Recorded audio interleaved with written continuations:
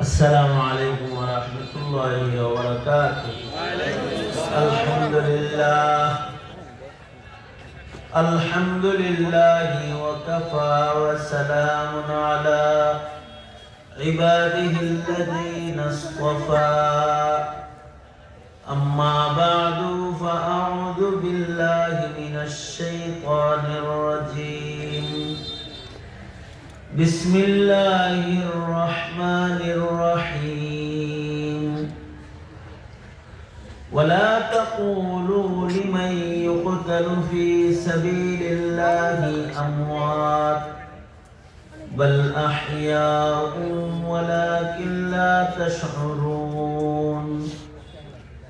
وقال النبي صلى الله عليه وسلم يشفع يوم القيامة الأنبياء والعلماء ثم الشهداء أو كما قال عليه الصلاة والسلام. اللهم صل على محمد وعلى آل محمد كما صليت على إبراهيم وعلى آل إبراهيم إنك حميد مجيد. اللهم بارك على محمد وعلى آل محمد كما باركت على إبراهيم وعلى آل إبراهيم إنك حميد مجيد. জামিয়া ইসলামিয়া ইমদাদুল উলুম আয়োজিত দাওরে হাদিস এবং হিফজ সমাপনকারী ছাত্রদের দস্তরবন্দি উপলক্ষে মহতি ওয়াজ মাহফিল 2026 মাহফিলের মোহতারাম সাদার, মোহতারাম সভাপতি, উপস্থিত হযরত বুজুর্গ উলামায়ে কেরাম, সম্মুখপানে সমবেত দিন প্রিয়, ইসলাম প্রিয়, দিনদার ইমানদার মুমিন মুসলমান ভাইয়েরা, পর্দার আড়াল থেকে আলোচনায় শামিল মা বোনেরা, বিশ্বজগতের মালিক, বিশ্ব প্রতিপালকের বিশ্ব দরবারে কালিমাত শকর যে মহান রব্বুল আলামিন দয়া করে, মায়া করে, ভালোবেসে রহমতি বরকতি জান্নাতের টুকরা বাগানে ওলামাদের সোহবতে দাওয়াত ও তাবলীগের নিসবতে দ্বীনি মজলিসে আল্লাহ তাআলা আমাদের শামিল হওয়ার তৌফিক দান করেছেন। কালিমাত শকর পড়ি, শুকরিয়া আদায় করি, জবান খুলে মুহাব্বতে ভক্তি ভরে সমস্বরে আওয়াজ করে সকলে বলুন আলহামদুলিল্লাহ। প্রচন্ড শীত, কষ্ট বেশি, বান্দার কষ্ট যেমন আল্লাহ পাকের পক্ষ থেকে বান্দাকে পুরস্কারও তেমন। ঠিক কোরবানি যেরকম হয় আল্লাহ পাকের পক্ষ থেকে মেহেরবানিও ওই রকম হয়। আল্লাহ পাক সকলের এই কষ্ট ক্লেশ বরদাস্ত করা, এই ঠান্ডার ভেতরে বসে আল্লাহ পাকের মুহাব্বত প্রকাশ করা, এটাকে আল্লাহ পাক রহমত পাওয়ার জন্য বাহানা হিসেবে কবুল করে নেই। আপনারা বলুন আমিন। বরকতের নিয়তে সূরাতুল বাকারার মশহুর আয়াতে কারিমা, নবীজির মশহুর হাদিস আপনাদের সামনে পেশ করেছি। সংক্ষেপে কিছু কথা। মানুষের হায়াতের মোট 5টা ধাপ আছে। মানুষের একটি হায়াত হল যে হায়াতটা মাতৃগর্ভে মানুষ প্রাপ্ত হয়। মাতৃগর্ভের হায়াতটা এটা আলাদা হায়াত। এই হায়াতের সাথে, মাতৃগর্ভের হায়াতের সাথে যদি দুনিয়ার হায়াত যুক্ত হয় তো মাতৃগর্ভের হায়াতটা মূল্যায়িত হয়। আর যদি মাতৃগর্ভের হায়াতের সাথে দুনিয়ার হায়াত যুক্ত না হয় তো মাতৃগর্ভের হায়াতটাও এটা আর গণনায় আসে না। এই কারণেই শরঈ মাসআলা হলো, কেউ যদি মায়ের পেট থেকে মাতৃগর্ভের হায়াত থেকে দুনিয়াতে জীবিত বের হয় এবং যদি সামান্য কান্নার আওয়াজও তার পাওয়া যায়, তবেও সে দুনিয়ার সদস্য হিসেবে গণিত হয়। এই আলমের একজন মেম্বার সদস্য সে হয়। যে দুনিয়ার সদস্য হয় তার সামনে আরো 3 প্রকারের হায়াত আছে। আর যদি মাতৃগর্ভেই তার মৃত্যু হয়ে যায়, তাইলে আর সে মানুষ হিসেবে গণিত হয় না, তাকে আবর্জনা ও ময়লা হিসেবে মাটিতে দাফন করে দেয়া হয়, যত্রতত্র ফেলে দেয়া হয়। আর যদি কান্নার আওয়াজ পাওয়া যায়, দুনিয়ায় হাজিরা নিশ্চিত হয়ে যায়। এই আলো বাতাস পৃথিবীর এটা যদি সামান্য সময় যদি এই আলমের দুনিয়ায় তার উপস্থিতি এটা প্রমাণিত হয়ে যায়, তখন সে ইনসান হিসেবে গণিত হয়ে যায়।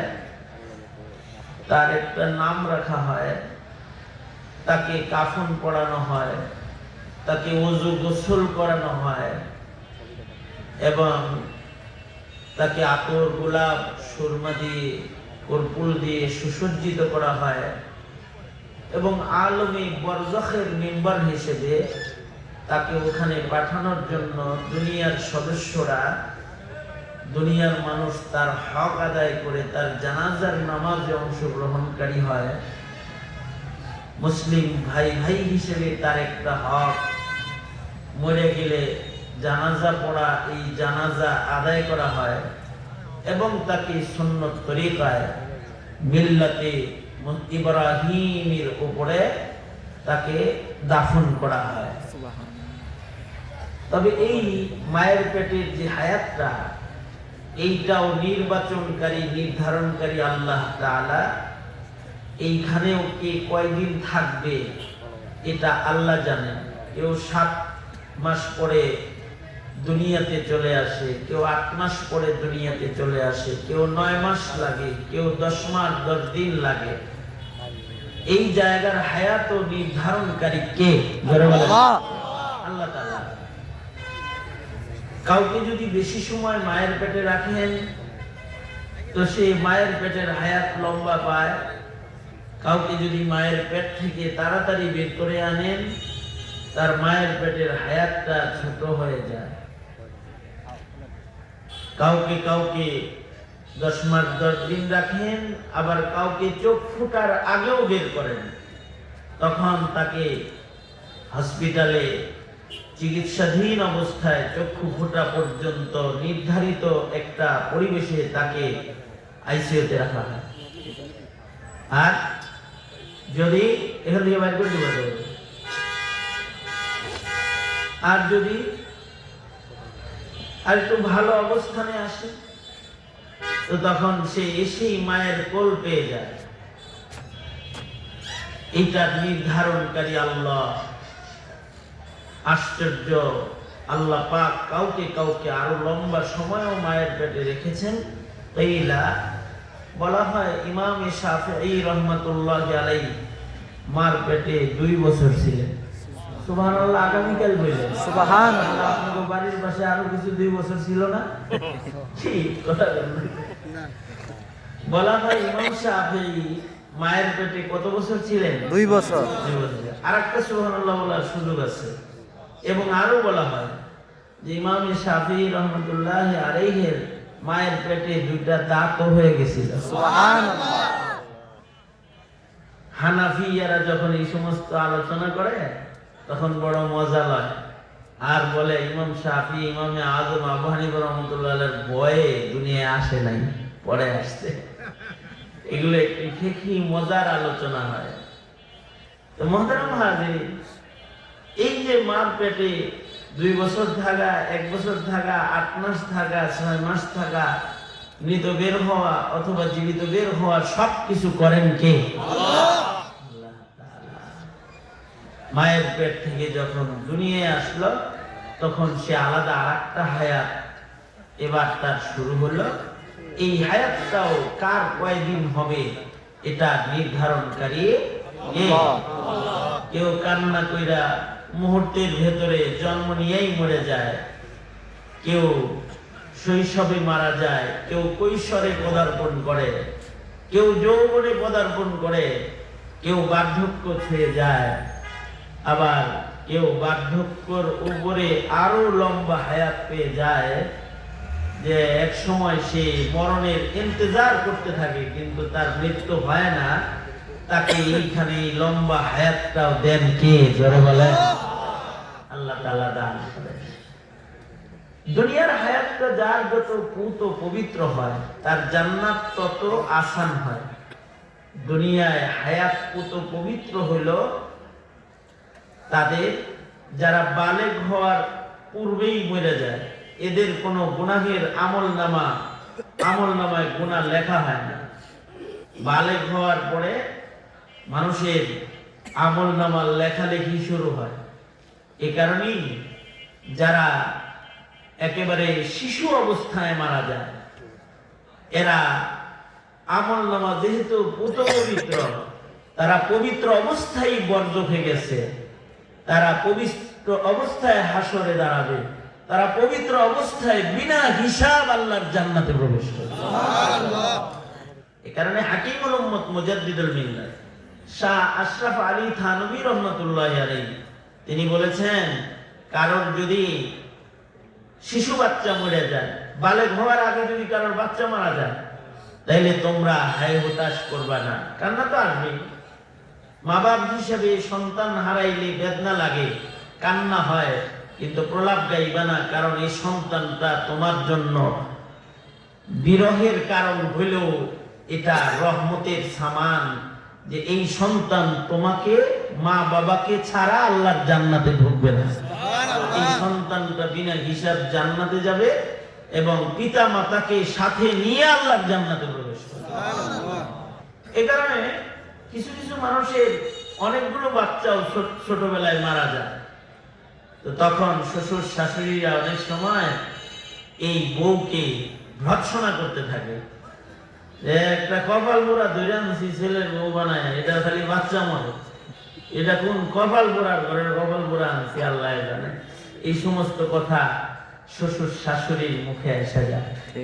হযরত থানভী বলেন, সাবধান, কারোর বাচ্চা মরলে তারে কপাল পোড়া বইল না, সে কপালওয়ালা, তার জান্নাতে যাওয়ার একাধিক গাড়ি রেডি হইছে। তুমি তো এখনো পর্যন্ত জান্নাত কনফার্ম করতে পারো নাই, কিন্তু ওর জান্নাত কনফার্ম হয়ে গেছে। আমাদের বাংলাদেশের একজন বড় ফকিহ ছিলেন, ফকিহুল মিল্লাত মুফতি আব্দুর রহমান রাহমাতুল্লাহ আলাইহি। ওনার কাছে এসে ওনার এক শাগরেদ খালি অভিযোগ করতেছে, হুজুর আমার খালি বাচ্চা হয়ে কয়েকদিন পর মরে যায়, মা বাবাও আমার মরে গাইলে, আমারও গাইলে, এলাকার মানুষও আমাকে ভর্ৎসনা করে। তো উনি ছাত্রকে সান্ত্বনা দেওয়ার জন্য উনি বলতেছিলেন, তোর কত কপাল যে তোর বাচ্চা মইরা জান্নাতের টিকিট আইয়া পড়ছে, এরকম একটা টিকিট যদি আমি আব্দুর রহমান পাইতাম। এটা অবশ্যই নিজের শাগরেদকে সান্ত্বনা দেওয়ার জন্য বলেছেন। তবে বাচ্চার মৃত্যু কামনা করা যায় না, কোন মানুষেরই মরণ কামনা করা কি নাই, জায়েজ নাই। মরণ কার হাতে? জোরে বলেন। মৃত্যু কে দিবেন? জোরে বলেন। এই কারণে কারোর মৃত্যু কামনা করা কি নাই, জায়েজ নাই, জায়েজ নাই। কিন্তু এটা উনি বলছেন যে তোর তো জান্নাতে যাওয়ার সামান রেডি হয়ে গেছে। এই সন্তানগুলা নিয়ামত, যারা পবিত্র হায়াত নিয়ে আল্লাহর কাছে চলে গেল, একেবারে মাসুম হায়াত, তাদের আমলনামায় কোনো কি নাই, গুনাহ নাই, এরা তো জান্নাতে যাবে। এদের মা বাবাকে এরা সাথে লইয়া আল্লাহর জান্নাতে প্রবেশ। সুবহানাল্লাহ। এই কারণে কারোর বাচ্চা মরলে তাকে লানত করতে নাই, তাকে তিরস্কার করতে নাই। হযরত থানভী বলেন, আর এক প্রকারের বাবা মাকে তোমরা তিরস্কার করবা না। যে বাবা মার ঘরে পাগল সন্তানের জন্ম হয়ে যায়, প্রতিবন্ধী সন্তানের জন্ম হয়ে যায়, কারণ কারণ ঘরে আল্লাহ পাক পাগল সন্তান দান করেন। পাগল যেটা দান করছেন, পাগলের উপরে তো শরীয়তের বিধান বর্তায় না, সে শরীয়তের মুকাল্লাফ না, তার নামাজ ফরজ না, তার রোজা ফরজ না, পাগল তার হালাল হারামের মাসাইল তার উপরে আসে না। পাগল মজনুন যারা, পাগল যারা, এরা শরীয়তের মুকাল্লাফ নয়, শরীয়তের বাধ্যবাধকতা তাদের আর থাকে না, ওরা ওদের মতোই চলাফেরা করে বেড়ায়। এই কারণে পাগল যারা, এরা কিন্তু জান্নাতি। তবে এই পাগলটা আল্লাহর নির্বাচিত পাগল লাগলো। কেউ যদি বাউল সরকারের, আবুল সরকারের মতো পাগল সাইজা কয় আমি পাগল, অথবা তালা বাবা, শিকল বাবা, জট বাবা পাগল সেজে গান্দা খায়া যদি কয় আমি পাগল, আমার হিসাব নাই, তো এটা মুরতাদ, ঈমান নাই, ও শয়তান হয়ে গেছে। তবে আল্লাহ যদি কাউকে পাগল বানায় ফেলে, তাহলে ও শরীয়তের বিধানের বাইরে চলে যায়। এ কারণে কারোর ঘরে পাগল বাচ্চা দেখলে তাদের মা বাবারেও লানত করতে নাই, যে খোদায় দিছে গজব একটা, এটা বলতে নাই। একবার পাবনাতে আমার মাহফিল, তো পাগলা গারদের পাশ দিয়ে আমার গাড়ি যাচ্ছে, পাগলদের যে চিকিৎসালয় আছে না একটা, ওখানে পাগল থাকে, আমার সাথী একজন বলে, হুজুর এটা চিনেন, এটা পাগলা গারদ। তা আমি ওকে বললাম, মানুষ পাগলা গারদ বলে, তুমি বলল পাগলদের আবাসস্থল বলবা, গারদ বলবা না, কারণ এটা পাগলা গারদ না, এটা জান্নাতীদের অবস্থান। এখানে যারা আসলে পাগল আছে, ওরা তো শরীয়তের মুকাল্লাফ না, ওরা এমনি জান্নাতে যাবে। এবং আমি তাকে বললাম, নাস্তিক, মুরতাদ, বেঈমান সন্তানের চাইতে এরকম একটা পাগল সন্তান মা বাবার জন্য রহমত নিয়ামত। কারণ ঘরে যদি পাগল জন্মায়, পাগল শেখ হাসিনার চাইতে ভালো মিয়া, পাগল হাসান লকিনুর চাইতে ভালো, মুরগি চোরা শাহরিয়ারের চাইতে ভালো, পাগল ওই যে আসাদপুরের চাইতে ভালো, পাগল ইমরানের সরকারের চাইতে ভালো, পাগল নাস্তিক মুরতাদের চাইতে অনেক ভালো। এই জন্যে কারোর ঘরে যদি পাগল সন্তান জন্মায়, তাকে ভর্ৎসনা করতে নেই। আমি এক মাহফিলে গেছি, এক বাপ তার পাগল সন্তান নিয়ে আমার কাছে আইছে, খুনিতে দোয়া নিতে, আমার কোলে এনে দিতেছে। আমিও বাচ্চাটা দেখতে সুন্দরী, খুব সুন্দর, তো আমি তাকে টান দিছি হাতে কোলে নেওয়ার জন্য। ও তো আর হুজুর ছিলেন না, ও হুজুর কি, ওর মা বাপ ছাড়াও কাউরে চিনে না। তা ও, আমি ফুটি হওয়ার আগেই আমারে মোটামুটি কয়েকটা বসায় দিচ্ছে, কি ঘুষি চট থাপ্পড় যা দেওয়া দিয়ে দিচ্ছে, ধুমধাম করে মার দিচ্ছে আমারে। বাবা লজ্জা পাইছে যে ছেলে আনলাম ফুনিতে, উল্টা হুজুরকে বুঝাই গেল আমার মোলায়, ছেলেটাকে কোন রকম বাসায় দিয়া আবার আসছে আমার কাছে। বাপ তো বাপই আইসা কয় আমারে, হুজুর আমার ছেলেটারে মাফ করে দিন, আমার বাচ্চাকে আমারে মাফ করে দিন। আমি বললাম, আপনার ছেলেরা আমি মাফ করবো কি, ওরে তো আল্লাহ মাফ করে দিয়ে বয়ে রয়েছে, আমারে দূরের কথা, আরো কিছু যদি ও করে, ওর তো বিচার নেই।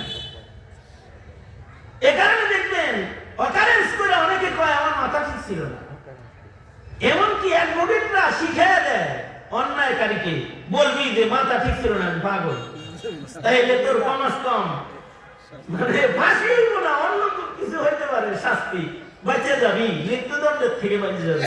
এমনকি এক পরামর্শ আশেকে রাসূল হিন্দুস্তানে এক আশেক যে সাতেমে রাসূল হত্যা করেছিল, তাকে উকিলরা বলছিল বইল যে আমার মাথা ঠিক ছিল না, এই জন্য ওরে মেরে হালাইছি। সে আদালতে যাবে ওই দিন রাত্রেই দেখে আল্লাহর রাসূল স্বপ্ন যোগে তারে বলতেছে, কি আমার প্রেমে মারছস নাকি পাগলামি করে মারছস? সেটা আল্লাহর রাসূল আপনার প্রেমে মারছি ওরে। আদালতে কই যায় আমার প্রেমে মারছস, আমি তোর ইন্তজারে থাকবো। স্বপ্নে দেখছি ডক্টর ইকবাল যখন এই জানাজার মৃত্যুদণ্ড হয়ে গেল পরে উকিলরা বলল যদি কই তোর পাগল তাইলে তোর মৃত্যুদণ্ড হয় না। ডক্টর ইকবাল যখন তার জানাজার লাশ খাটিয়া বহন করতেছিল তখন কাঁদতেছিল আর বলতেছিল, এই খাটিয়াটায় ওলা হয়ে আমি ইকবাল হইলে বিনা হিসাব জান্নাতে যাইতাম। সুবহানাল্লাহ। তো পাগল যদি প্রমাণিত হয় দুনিয়ার আদালতেও বিচার শিথিল হয়ে যায়। এ কারণে হযরত থানবী বলেন, পাগলের বাবা মাকে প্রণাম, পাগলের বাবা মাকে তিরস্কার করবা না, কারণ পাগল সন্তানগুলা এগুলো মা বাবার জন্য আজমাইশ, ইমতিহান তো অবশ্যই, কিন্তু ওরাও এক প্রকারের নিয়ামত। ওরা বিনা হিসাব যখন জান্নাতে যাবে ওদের মা বাবাকে সাথে নিয়ে ওরা আল্লাহর জান্নাতে যাবে। আমার কাছে এসে দেখা করতে এসে বলে, হুজুর আমার সন্তানটাকে ফুদওয়া আপনার কাছ থেকে নেওয়ার জন্য আনছিলাম, না জানি ও বদদুয়া পেয়ে গেল, আপনারে মাফ করে দিয়েন, কারণ ও বুঝে নাও পাগল। আমি বললাম, ভাইজান ওকে তো মহান রব্বুল আলামিন ক্ষমা করে দিয়ে রেখেছেন, তো বাপ হিসেবে আপনার কানে ছোট্ট করে একটা নসিহা আমি দিয়ে দিই, এটা কিন্তু পাগল সন্তান না, এটা কিন্তু আপনার জান্নাত। ধৈর্য ধইরা খুশি মনে যদি ওর সেবা ওর খেদমত যদি মা বাবা কইরা যায়, তো রব্বুল আলামিন আল্লাহর দেয়া আমানত লালন পালন করার পুরস্কার হিসাবে এই পাগল যখন জান্নাতে যাবে, এ পাগল সন্তানের মা বাপ বিনা হিসাব আল্লাহর জান্নাতে চলে যাবে। আপনার আযাব আজমাইশ শুধু না, অথবা পরীক্ষা ইমতিহান না, এই সন্তানটা কিন্তু ভাইজান আপনার জান্নাতের দরওয়াজা। আমি তাকে সান্ত্বনা দিলে সে আর ঠিক থাকতে পারে না, আমার বুকে জড়া ধরে হাঙ্গাল করে কান্না শুরু করছে আর বলতেছে, হযরত আসলেই ওর আপনজন আমি আর ওর মা ছাড়া এই দুনিয়াতে আর কেউ নাই, আর কেউ নাই। সুতরাং আপনি দোয়া করবেন আল্লাহ যেন এই পাগল সন্তানের খেদমতের জন্য আমার হায়াতটা যেন আল্লাহ লম্বা করে দেয়, আমি যেন ওর খেদমত করে দিতে পারি। তবে হাকিম মুহাম্মদ থানভী রাহমাতুল্লাহ আলাইহি বলেন, তোমরা আল্লাহর কাছে দুইটা সন্তান আল্লাহর কাছে চাইও, দুইটা সন্তান চাইবা আল্লাহর কাছে। দুই প্রকারের সন্তান রবের কাছে চেয়ে নিবা, মেনশন করে করে চাইবা। নবীরা এক সময় সন্তান মেনশন করে চাইতো, যেমন ইব্রাহিম আলাইহিস সালাম, তিনি বলে, আল্লাহ আপনার দোস্ত যেটা শেষ নবী, শ্রেষ্ঠ নবী, ওইটা কিন্তু আমার খানদানে দিয়ে দিয়েন, ইসমাইলি খানদানে দিয়ে মেনশন করে পয়গম্বর চাইতেছে, সাইয়্যিদুল মুরসালিন চাইতেছে। আমরা তো আর নবী চাইতে পারতেছি না মেনশন করে, কারণ পৃথিবীর মাটির উপরে মানুষ যা জন্মগ্রহণ করবে এই জমিনের উপরে কেউ আর নবী হয়ে আর জন্মাবে না, নবী জন্মাবে না। নবী আর জন্মাবে? জোরে আওয়াজ করে বলেন। হয় নাই, চিল্লায় আওয়াজ করে, জোরে আওয়াজ করে বলেন, জোরে আওয়াজ করে বলেন। শেষ নবী আমার নবী, বিশ্ব নবী মুহাম্মদুর রাসূলুল্লাহ সাল্লাল্লাহু আলাইহি ওয়াসাল্লাম। দুনিয়াতে আর কেউ নবী হয়ে আসবে না, আমাদের নবীজি শেষ নবী। কেউ যদি নবীর দাবিদার হয় তাইলে এটা নবী নয়, এটা দাজ্জাল, এটা কাফের। ঠিক না ব্যাঠিক? এই কারণেই বলুন কাদিয়ানীরা কি কাফের? জোরে আওয়াজ করে বলেন কাফের। জোরে আওয়াজ করে বলেন কাফের। কাফের, কারণ নবীর পরে নবী নাই, নবী নাই।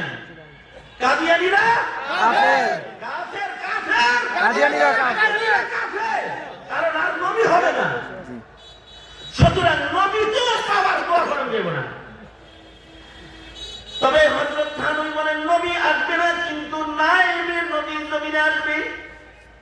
কিয়ামত পর্যন্ত আল্লাহর নির্বাচিত নায়েবে নবীর কাফেলা আল্লাহ পাক নির্বাচন করবে, যাদেরকে খাজানাতুল ইলম, তাদের সিনায় মহান রব্বুল আলামিন দান করবে, যাদের সিনায় কুরআন থাকবে, যাদের সিনায় ইলম থাকবে, এটা আল্লাহর দান। এই কাফেলাটা আল্লাহ পাকের নির্বাচিত কাফেলা। যারা আলেমে দ্বীন হবে, হাফিজুল কোরআন হবে, প্রতিটা পিতা মাতা আল্লাহর কাছে দোয়া করবে, আল্লাহ তুমি আমাকে নায়েবে নবী দান করো। ওগো আল্লাহ তুমি আমাকে আলেম সন্তান দান করো। ওগো আল্লাহ তুমি আমাকে হাফিজ সন্তান দান করো। কারণ ইলমের ওয়ারাসাত নায়েবে নবীর কাফেলায় যাদের নাম যুক্ত হয়ে যাবে, এরা জাতির শ্রেষ্ঠ সন্তান। তারা হাসরের হায়াতেও শ্রেষ্ঠ সন্তান, বরজখের হায়াতেও তারা শ্রেষ্ঠ সন্তান। হাসরের মাঠে তারা নবীদের পাশাপাশি দাঁড়াবে। নবীরা যেমন উম্মতদেরকে শাফাআত করবে, আলেম সন্তানরাও জাতির শাফাআতকারী হিসাবে আদালতে কিবরিয়াতে দাঁড়ায়া যাবে। আল্লাহর রাসূল বলেন ইয়াশফাউ ইয়াউমাল কিয়ামাতি আল আমবিয়া ওয়াল উলামা। ইয়াশফাউ ইয়াউমাল কিয়ামাতি সালাত আল আমবিয়া সুম্মা আল উলামা সুম্মা আশ শুহাদা।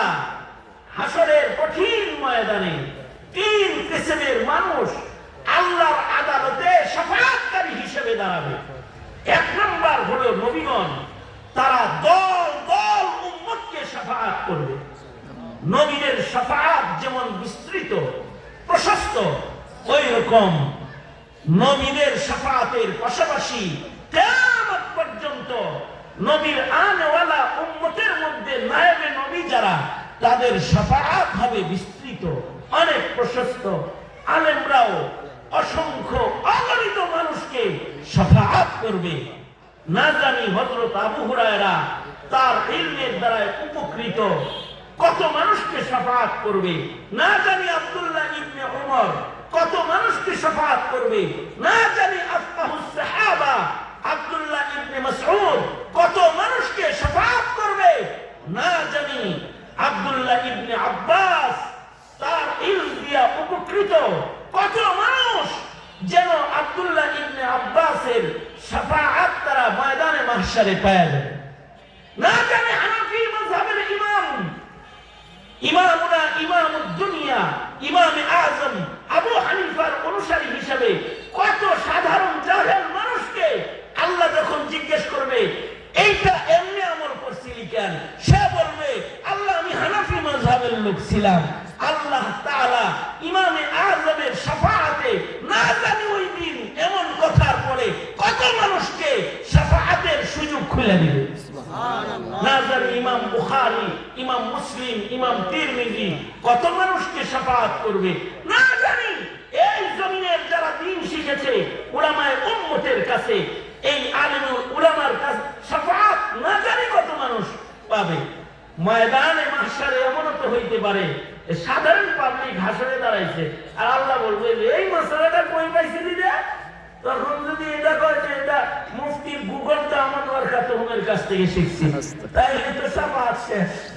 আর যদি বলে যে আল্লাহ হুজুর শামসুল হক ফরিদপুরের বেহেশতের কিতাবটা আমার কাছে ছিল, এইটা প্রতিদিন সকাল সন্ধ্যা আমার বাড়ি তালিম হইতো, এইটার ভেতরে এই মাসালাটা এইভাবে আছে, শামসুল হক ফরিদপুরকে দাঁড় করায় দেওয়া হবে। তোমার মাসালা এমনি কি কিতাবে লিখছিলা? ও যে এমনি আমল কইরা আমারে খুঁজছিল, জি লিখছিলাম তো, যাও তোমার খাতিরে ওরাও মাফ করে দিলাম। এরকম এরকম চিত্র ময়দানে মাহশারে উলামাদের ব্যাপারে ঘটবে। এজন্য হযরত থানভী বলেন, আলেম সন্তান আল্লাহর কাছে চাইবা, কারণ আলেম সন্তানরা মা বাবার জন্য জান্নাতে যাওয়ার উসিলা হবে। সর্বনিম্ন আজকে যে হাফিজুল কোরআন, যারা 30 পারা কোরআন মুখস্থ করেছে, যাদেরকে আজকে পাগড়ি প্রদান করা হবে আলেম হিসেবে পাশাপাশি হাফেজ হিসেবে, যে বাচ্চাগুলা হিফজুল কোরআন করেছে তাদের মাথায়ও আজকে পাগড়ি পরায় দেওয়া হবে।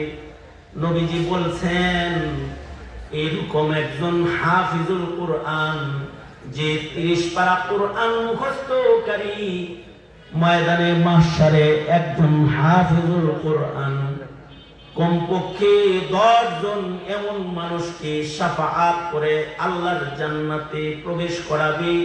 কুল্লুহুম কাদ ওয়াজাবাত লাহুম নার, যাদের প্রত্যেকের উপরে গুনাহের কারণে দোজখ ওয়াজিব হয়ে গিয়েছিল। হাফেজ সন্তানে 10 জনরে দোজখ থেকে ফিরায়া শাফাআত করে আল্লাহর জান্নাতে পৌঁছায়া দিবে। হাফেজুল কোরআন হাফেজ হইছে। হযরত থানভী তো বলেছেন যে হাফেজ কমপ্লিট হয় নাই, অর্ধেক হিফজ করছে, এরপরে মারা গেছে। ওর মা বাবাকেও তাজ পড়ানো হবে, কারণ যারা অর্ধেক হিফজুল কোরআন করে মরে যায় ওদের কবরে আল্লাহ তাআলা 2 জন হাফেজ ফেরেশতা নিয়োগ দেন, ওদের বাকি 10-15 পারাকে মুখস্থ করাইবার জন্য। ময়দানে মাহশারে এই বাচ্চাগুলোকে পরিপূর্ণ হাফেজুল কোরআন করে আল্লাহ পাক দাঁড় করাবে এবং তাদেরকে শাফাআত করার অধিকার আল্লাহ পাক তাদের দান করবেন। এই কারণে মেনশন করে আল্লাহর কাছে আলেম সন্তান চাওয়া, আলেম সন্তান যেন তোমরা না চাও, আলেম সন্তানের মর্যাদা যেন তোমরা না বুঝো, এই চেষ্টা আওয়ামী লীগ 2 যুগ ধরে করছে। জাতির কাছে আলেমদেরকে কালারিং করার জন্য, আলেমদের গায়ে কাদা লাগানোর জন্য, আলেমদেরকে জঙ্গি বানাইবার জন্য, আলেমদেরকে ককটেল মামলার আসামি বানাইছে, হত্যা মামলার আসামি বানাইছে। আর যারা বড় হত্যা করেছে তাদেরকে আশ্রয় দিয়েছে, আলেমদেরকে জেলখানায় বন্দী করেছে, আলেমদেরকে ফাঁসির রশিদে ঝুলাইছে, আলেমদের উপরে অত্যাচারের স্টিম রোলার চালিয়েছে। এ জাতি বলে, আমি বলি না খালি, এ জাতি বলে আওয়ামী লীগ এই জমিন আওয়ামী লীগকে বমে করে দেওয়ার একটা কারণ হলো তারা আলেম নির্যাতনকারী একটা গ্রুপ। যারা আলেমদেরকে অত্যাচার করেছে, আইনের আওতায় এনে ওয়াজ মাহফিল গুলোর বয়ান পর্যন্ত তারা বাধা দিয়েছে। উম্মতের আলেমদের সাথে জাতির সম্পর্ক এত নড়বড়া থাকবে না। উম্মতের আলেমদের সাথে জাতির সম্পর্ক হবে গভীর ঘনিষ্ঠ, কারণ এই উম্মতের সাথে সম্পর্কই ময়দানে মাহশারে একজন মুমিনের দ্বীনদারির সনদ হবে, মুত্তাকি হওয়ার সনদ হবে। আল্লাহওয়ালাদের সাথে মুহাব্বতটা তার আল্লাহওয়ালাদের সাথে জান্নাতে ঢোকার কারণ হবে। এটা এক প্রকারের সন্তান। যদি আমার এই সময়ের আলোচনাটুকু আপনাদের কারণে বুঝে এসে থাকে, তাহলে আজ থেকে দোয়াকারী হয়ে যান যে আল্লাহ আমাকে ওয়ালাদে সালেহ দান করো। ও আল্লাহ, তুমি আমাকে নেক সন্তান দাও, যে সন্তান দিয়ে শাফাআত পাওয়া যায়। যদি সন্তানগুলা আলেম চাওয়ার এরিয়া আপনি অতিক্রম করে ফেলে থাকেন, তাইলে বলবেন আল্লাহ, ইব্রাহিমের দুয়ার বরকতে যদি হাজার হাজার বছর পরে এসে ইসমাইলের খানদানে ও আল্লাহ, যদি মুহাম্মদুর রাসূলুল্লাহ সাল্লাল্লাহু আলাইহি ওয়াসাল্লামকে পাঠানো যায়, তো আমি এক নালায়েক দোয়া করছি, আল্লাহ গো, আমার সন্তানের মধ্যে যদি তুমি আলেম কবুল নাই করো, কমাস কম আমার সন্তানের ভেতরে আলেম ওলামা প্রস্তুত করে দিও। তাও যদি না করো, আমার নাতি পুতির ভেতরে করে দিও। তাও যদি না করো আল্লাহ, 500 বছর পরে হলেও আমার রক্তের ভেতরে সংস্কার ও আলেম তুমি পাঠায় দিও। যে আলেমে দ্বীন তার খানদান তার রক্তের জন্য কথা বলবে, ওয়ালা হিসেবে হাসরের ময়দানে দাঁড়ায় যাবে। আল্লাহর কাছে দোয়া করে, আল্লাহ আমার খানদানের মধ্যে বিচারের দিবসে কথা বলার মতো সন্তান আল্লাহ তুমি আমি গুনাহগারকে দান করো। এটা একটা দোয়া। আর যদি আলেম না পাও, তাইলে বলো আল্লাহ আমার সন্তান সন্ততিকে এমন একটা সহিহ বুঝ দিয়ে দিও, তারা যেন তাদের জীবনকে তোমার রাহে কুরবানি করনেওয়ালা শহীদ হয়ে যায়। ময়দানে মাহশারে যেন আমি শহীদের পিতা হিসেবে দাঁড়াইতে পারি, শহীদের দাদা হিসেবে দাঁড়াইতে পারি, শহীদের নানা হিসেবে যেন দাঁড়াইতে পারি।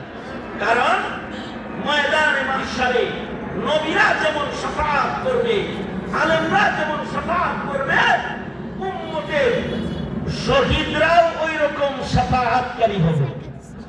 কারণ যারা শুহাদা তারা আল্লাহর নির্বাচিত কাফেলা, পাশাপাশি শহীদ সারা যত দুনিয়ার সদস্য আছে, শহীদ সারা যত দুনিয়ার সদস্য আছে, তাদের হায়াত হলো 5টা, আর শহীদের হায়াত হলো 1টা।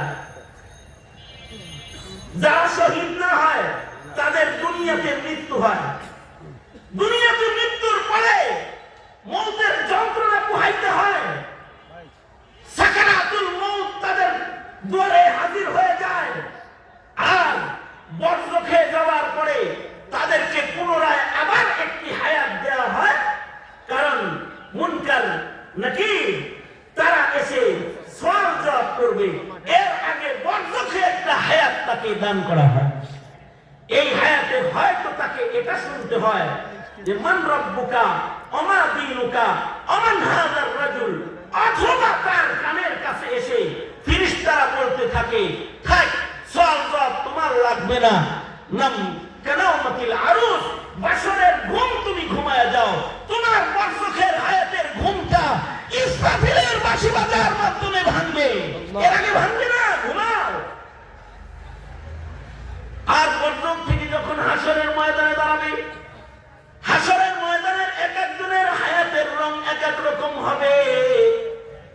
আল্লাহর রাসূল বলেছেন, কেউ তো হাঁটু পরিমাণ ঘামের মধ্যে দাঁড়ায় থাকবে। সরওয়ারে দো আলম নবী বলেছেন, কেউ কোমর পরিমাণ ঘামের সাগরের ভেতরে, ঘামের নদীর ভেতরে, খালের ভেতরে দাঁড়ায় থাকবে। আল্লাহর রাসূল বলেছেন, আবার কেউ কেউ এমন হবে যাদের মানুষের গায়ের থেকে নির্গত ঘাম বের হইতে হইতে গলা পর্যন্ত ঘাম এসে গেছে, আর ওই ঘাম তাদের মুখের লাগাম হয়ে গেছে। এমন ভয়ঙ্কর অবস্থায় হাসরের মাঠে দাঁড়ায় থাকবে। কেউ কেউ এমন হবে যাদের মাথার চাঁদের তালু ফেটে যাবে, মাথার মগজগুলো সূর্যের আলোয় তাপে টকবক টকবক করে করে করে পড়তে থাকবে, পানি পানি পানি পানি চিৎকার করবে। কেউ কেউ হাসরে এমন হায়াত পাবে যে পানির পিয়াস যন্ত্রণায় তাদের জিহ্বা বের হয়ে নাভি পর্যন্ত ঝুলে পড়বে। আবার কেউ কেউ এমন সুকপাল হায়াত হয়ে হাসরের মাঠে দাঁড়ায় যাবে যাদেরকে মহান রব্বুল আলামিন নিজের ছায়ার নিচে আদর করে দাঁড় করায় দিবে। সাবআতুন ইউযিল্লুহুমুল্লাহু ইয়াওমা লা যিল্লা ইল্লা যিল্লুহু, সাত প্রকারের মানুষ যাদেরকে ময়দানে মাহশারে বিচারের দিবসে যেদিন আল্লাহর ছায়া ছাড়া আর কোনো ছায়া থাকবে না, রব্বুল আলামিন সাত প্রকারের মানুষকে আরশের ছায়ার নিচে জায়গা দিবে। তাদের ভেতরে তারাও যারা আদল আর ইনসাফের নেতৃত্ব প্রদান করেছে, তাদের ভেতরে তারাও যাদের দিল সব সময় মসজিদে ঝুলে থেকেছে, তাদের ভেতরে তারাও আরশের ছায়ার নিচে জায়গা পাবে। যারা দুইজনের মধ্যে আল্লাহর জন্য একে অপরকে ভালোবেসেছে, তাদের মধ্যে তারাও যাদের চোখ আল্লাহর ভয়ে রোদন করেছে আর আল্লাহর ভয়ে তারা চোখের পানি ফেলে কেঁদেছে। এই যে প্রকারগুলো আছে, ওই প্রকারগুলোর ভিতরে আপনারা তারাও আছেন যারা আলেমের বয়ান শুনে চোখের পানি ফেলে কেঁদেছেন আল্লাহর ভয়ে। শীতের কনকনে আবহাওয়ার ভেতরে আলেম উলামার মুহাব্বতে কষ্ট ক্লেশকে বরণ করে জমানার নায়েবে নবীদের চেহারা দেখেছেন আর মনে মনে এ দোয়া করেছেন, আল্লাহ গো, নবী পাই নাই, সাহাবীদের যুগ পাই নাই, আইম্মায়ে মুজতাহিদিনদেরকে পাই নাই, মুহাদ্দিস মুফাসসিরদেরকে পাই নাই, আখির জামানার উম্মত কিছু আলেম উলামা যারা হকের জন্য মাজলুম, যারা হক বলতে গিয়ে নিজের জীবন দিতে প্রস্তুত, এমন কিছু আলেমকে তোমার জন্য ভালোবেসেছি, তাদের সামনে বসেছি। এই ভালোবাসাটা ময়দানে মাহশারের কঠিন হায়াতে আরশে আজিম, যেদিন আরশের ছায়া ছাড়া, আল্লাহর ছায়া ছাড়া আর কোনো ছায়া থাকবে না। ওয়ারাজুলান তাহাব্বা ফিল্লাহ, এই দুই ব্যক্তি যাদের মধ্যে ভালোবাসা ছিল একমাত্র আল্লাহর জন্য, এদেরকেও হাসরের কঠিন হায়াতে আল্লাহ তাআলা আরশের ছায়ার নিচে জায়গা দিয়ে দিবে। তুলনামূলক ভয়ঙ্কর ওই কাফেরার চেয়ে তাদের হায়াত সুন্দর, যারা আরশের ছায়ার নিচে জায়গা পাওয়া যাবে। আর বিচারের পরে দুইটা হায়াত, এক প্রকারের হায়াত, একদল তো দোজখের ভেতরে যাবে, যারা দোজখের আগুনে নিক্ষিপ্ত হবে তাদের দেহ এরকম 3.5 হাত পরি থাকবে না। আল্লাহ রাসূল বলেছেন, 3 দিন ঘোড়া দৌড়াইলে অথবা পায়দল হাঁটলে যতটুকু রাস্তা মানুষ অতিক্রম করতে পারবে, এই পরিমাণ প্রশস্ত চামড়াকে মোটা বানায়া দোজখের আগুনের ভিতরে তাকে নিক্ষেপ করা হবে। ময়দানে মাহশারে যদি কেউ আমরা আল্লাহর কাছে ধরা খেয়ে যাই, তাহলে গায়ের চামড়াকে প্রশস্ত বানায়া দোজখের আগুনে ফেলে দিবে। খালিদিনা ফিহা লা ইয়ামুতু ফিহা ওয়া লা ইয়াহইয়া, সেখানে মানুষ মরবেও না, বাঁচবেও না। আর যদি দুনিয়ার হায়াতটাকে কেউ কাজে লাগাইতে পারে, তাইলে রব্বুল আলামিন তাকে জান্নাতের অফুরন্ত নিয়ামতে সজ্জিত হায়াত দান করবে এবং আল্লাহ পাক বান্দার বন্ধু হয়ে যাবে, নিজে মেজবান হবে। নুজুলাম মিন গফুরির রহিম, আল্লাহ হবে মেজবান আর বান্দা হবে আল্লাহ পাকের জান্নাতি চিরস্থায়ী হায়াতের মেহমান। এটা তো এক কঠিন সাধ্য মাসআলা, কিন্তু মারপেট থেকে জঙ্গলে দুনিয়ায় এসা তন্ত্রমন্ত্রের পেছনে না ঘুরা কেউ যদি ইখলায়ে কালিমাতুল্লাহর জন্য, আল্লাহর জমিনে ইনসাফ কায়েম করার জন্য, আল্লাহর জমিনে আল্লাহর দ্বীন কায়েম করার জন্য কেউ যদি তার জীবনটাকে বিতরণ করে দেয়, শিয়ালের মতো 1000 বছর বাঁচার তো দরকার নাই, সিংহের মতো একদিন বেঁচে শরীফ উসমান হাদির মতো সত্য উচ্চারণ করে কেউ যদি রাজপথে নিজের রক্ত বিলায়া শহীদ হয়ে যায়, অথবা কুফফারের সাথে ময়দানে জঙ্গে জিহাদের ময়দানে শামিল হয়ে যদি কেউ মরে যায়, যদি কারোর নাম চলে যায় শুহাদা, তাদের দপ্তরে যদি কারোর নাম চলে যায়, তাইলে আর তার হায়াত 5 ভাগে ভাগ হয় না। আল্লাহ কয় দুনিয়ায় তোমরা দেখবে ওরা বর্জ্য খেয়ে চলে গেল, তোমরা অন্যদের মতো মনে করো না ওদের ইন্তেকাল হয়েছে, মৃত্যু হয়েছে, আর ওরা বর্জ্য ছেড়ে কবরে চলে গেছে। বরঞ্চ আমি আল্লাহ বলছি যারা শহীদ হয়ে মরে যাবে, শহীদ হয়ে মাইয়িতের খাতায় যারা নাম লেখাবে, ওরা মুর্দা না, ওরা জিন্দা। ও দুনিয়ার মানুষ, যারা শহীদ হয়ে যায় তাদেরকে তোমরা মৃত বলো না। ওয়ালা তাকুলু লিমান ইউকতালু ফি সাবিলিল্লাহি আমওয়াত বাল আহইয়াউ ওয়ালাকিন লা তাশউরুন। আল্লাহ বলেন ওয়ালা তাহসাবান্নাল্লাযীনা কুতিলু ফি সাবিলিল্লাহ ওয়ালা তাহসাবান্নাল্লাযীনা কুতিলু ফি সাবিলিল্লাহি আমওয়াতা বাল আহইয়াউন ইনদা রাব্বিহিম ইউরযাকুন। আল্লাহ পাক বলেন যারা শহীদ হয়ে যায় তাদের তোমরা মৃত বলবাও না, তাদের মৃত মনে করবাও না। তারা শহীদ, শহীদের মরণ নাই, তাদের হায়াত একটাই। তারা জীবিত অবস্থায় বর্জকে যায়, জীবিত অবস্থায় হাসরে দাঁড়াবে, তাদের রক্তের খুশবুতে ময়দানে মাহশার সুঘ্রাণ হয়ে যাবে। রক্ত মাখা অবস্থায় জীবিত তারা আল্লাহর আদালতে দাঁড়াবে। তাদেরকে জান্নাতি হুর জিলমানরা জীবিত জান্নাতে রক্ত মাখাতে নিজের হাতে হুর জিলমানরা তাদের পোশাক খোলায় জান্নাতি পোশাক আল্লাহর হুকুমে পরায়া দিবে। এদের আর কোনো মরণ কারণ নাই। তাই সুতরাং আল্লাহ রাসূল দোয়া করতেন, আয় আল্লাহ আপনি আমাকে শাহাদাতের মৃত্যু দান করেন, নবীর দোয়ায়।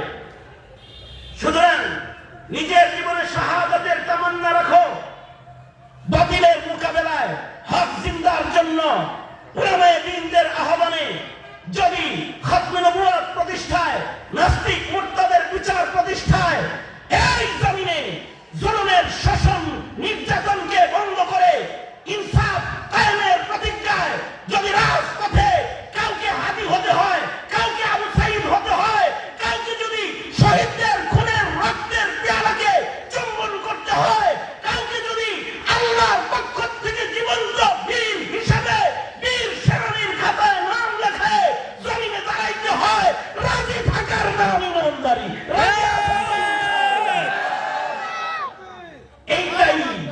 এইটাই আল্লাহ পাকের নির্বাচিত পথ। কারণ যারা শহীদ হয়ে যায় তারা বিনা হিসাব আল্লাহর জান্নাতে চলে যায়। এজন্য হযরত থানভী বলেন, মেনশন করে আল্লাহর কাছে 2 প্রকারের সন্তান চাই, একটা হলো উলামা সন্তান, আর একটা হলো শুহাদা সন্তান। নিজেরাও শহীদ হওয়ার তামান্না রাখো, শুহাদাদের কাফেলা নিজের খানদানে চাও। আজকের মহতী আয়োজনে শেখুল হাদিস ইবনে শেখুল হাদিস আল্লামা মামুনুল হক সাহেব উনি এসে বলেছেন,